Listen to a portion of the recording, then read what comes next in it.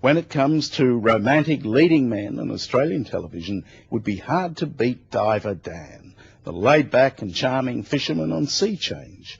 David Wenham played the role so well that, like Diver Dan, he too became a national sex symbol. Not that that thrilled him. David would much prefer to be seen as an actor's actor. He is a master of his craft, someone who can seamlessly make any role his own. Indeed, it's only when you look behind the mask that you discover the one character David has greatest difficulty playing, himself. You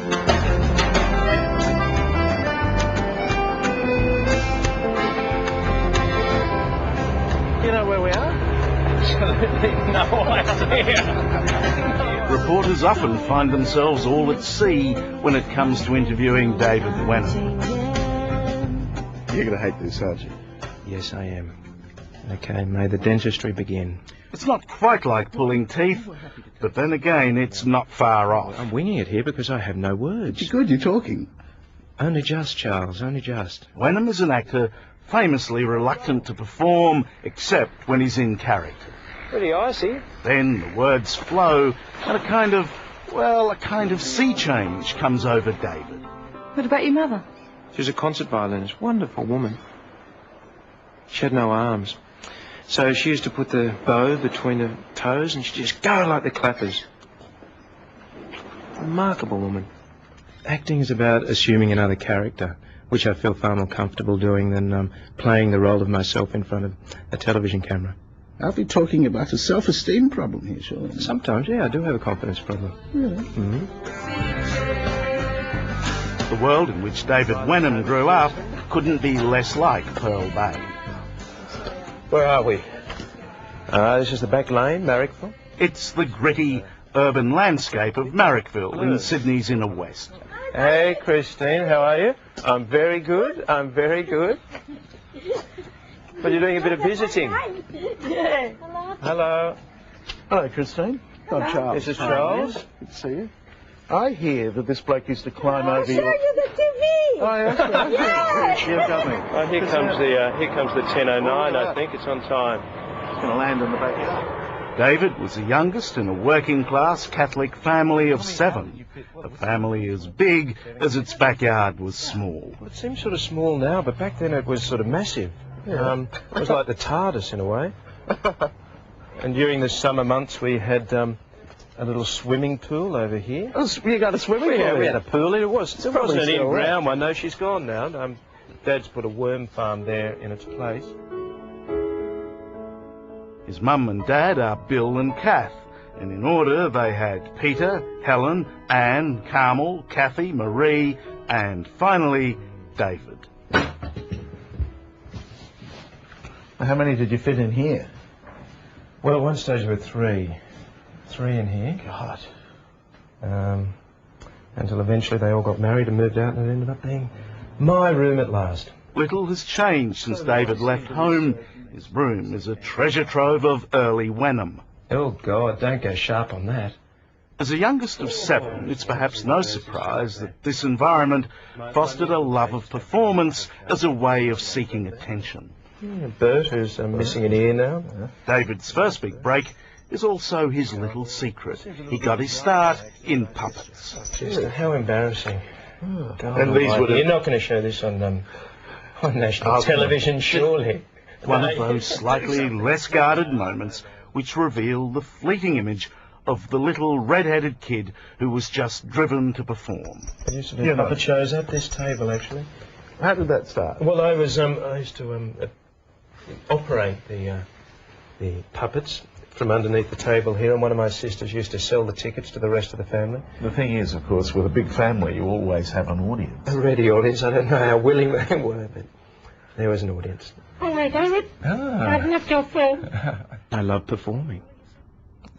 Once I have a mask, once I can hide behind the veneer of another character. It's from a very young age. I loved entertaining. We know about the puppets. Yes, we don't have to go on about that, No, Charles. no, I found it slightly embarrassing yesterday, getting out the old sad puppets. Yeah. You see, we thought that was lovely. Oh, that's good. You thought that was an unnecessary intrusion into your private life. No, I just thought that it may have looked potentially a little sad. David Wenham's sad puppet show. You probably think I'm mad, but it feels good to me. The more we delve, the more we discover. I mean, how did this start? I mean, why does a young bloke take this up? Another of David's secrets was that back in the 80s, he was a member here at the Cooks River Bowling Club. Phil saw it as a way to make money. I know it seems absolutely ludicrous, but we thought, we're young guys, we can maybe get a hold of this sport pretty early.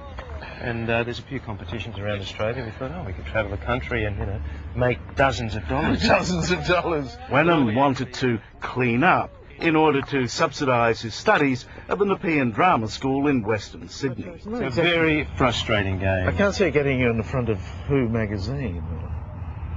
No. It's Boulders not Weekly. glamorous, not this kind of boat. Oh, come on, look around. Just a different sort of glamour. Depends on your spin. G'day, Trev. What are you doing here? Typecasting came early to David. One of his first films, Greenkeeping, was actually set in the exciting world of lawn bowls. Well, I'll tell you what I'll do. I'll buy the ute off you for $3,000. That's what I did. Burnt a cat?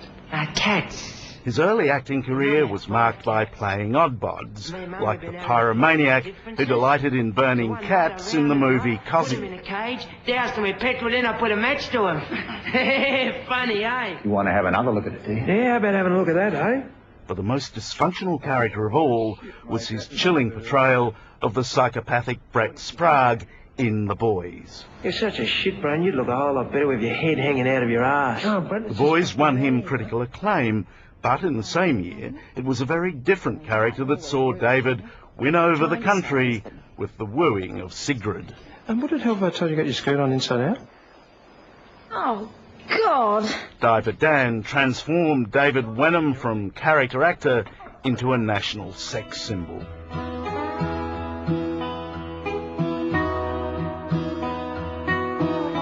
I honestly don't see myself as a sex symbol at all. I see myself as an actor who's been extremely fortunate. I can see that the character of Diver Dan was a very attractive character. But God, no, I don't see myself as a sex symbol.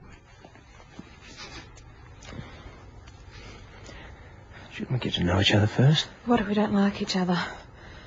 You're absolutely right. For such a reluctant sex symbol, we've seen a lot of David Wenham lately. Since Sea Change, he's done no less than 6 films in a row, and in one of them, Better Than Sex, he certainly wasn't so shy anymore. I watched Better Than Sex. I couldn't work out what the plot was. Except you and, what was her name? Here we go. Susie Porter, see? I was only testing you. Yeah. You and $20 Susie and I didn't Porter. even have to go for the lifeline there. You and Susie Porter. Yeah. Nude for most of the film. Mm.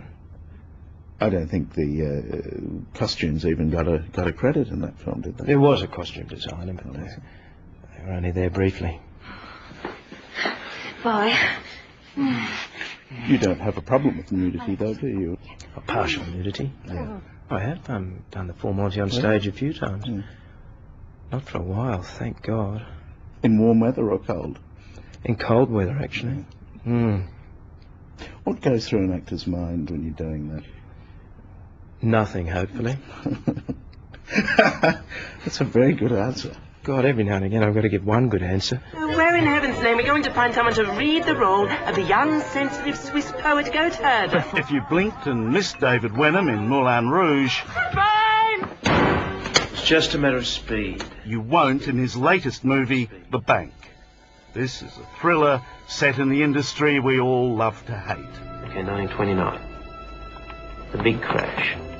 It's a clever movie. It's a timely movie.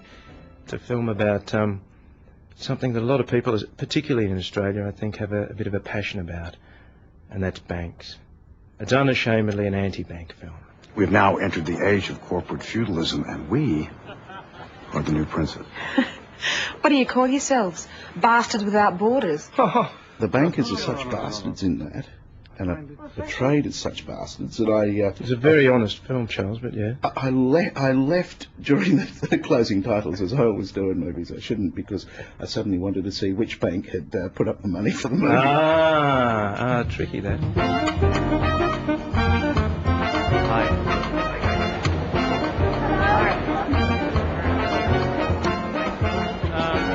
The bank, thriller, could be returning to Melbourne. It's sort of At the Melbourne premiere of The Bank, we find the other well-kept secret in David's life, his partner of 7 years, Kate Agnew, an occasional actress and full-time yoga teacher.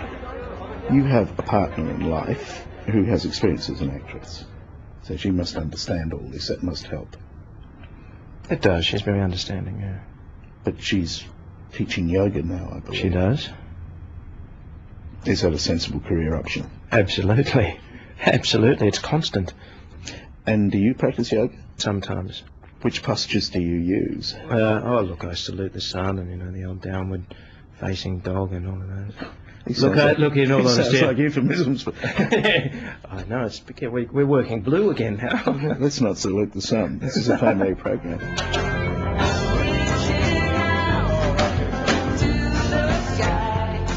This television profile has been a somewhat uneasy voyage for David Wenham, a creative and talented actor, an award winner known for his ability to play a wide range of characters.